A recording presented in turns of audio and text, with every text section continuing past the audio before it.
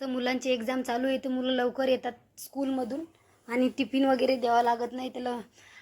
स्कूलमधून आल्यावर त्यांना भूक लागलेली, म्हटलं असं पटकन काय बनवावं. म्हटलं चला आज खिचडी बनवूया वेगळ्या प्रकारची. मी फर्स्ट टाईमच बनवली, याच्या अगोदर नव्हती बनवली. म्हटलं चला करून बघूया कशी लागते, पण खूप छान बनलेली. अगोदर मी काय केलं, 2 वाट्या तांदूळ घेतले, अर्धी हाफ वाटी तूर डाळ, अर्धी हाफ वाटी मसूर डाळ.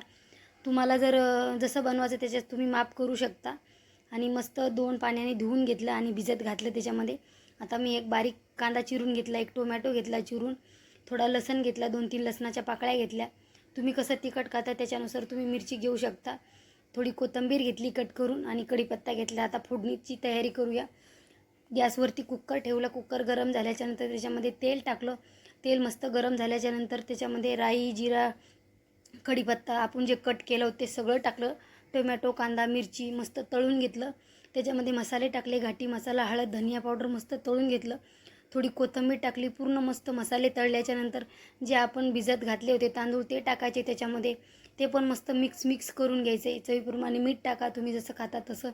आणि 2 ग्लास मी पाणी टाकले. पाणी गरम वापरा शक्यतो. आणि थोडी वरतून थोडी कोथिंबीर टाकली. मस्त 2 शिट्ट्या करून घेतल्या.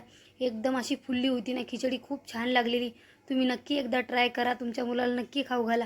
चला आता आमची खिचडी रेडी झाली, आम्ही खातो. तुम्ही पण बनवून आवडलं तर लाईक, शेअर, सबस्क्राईब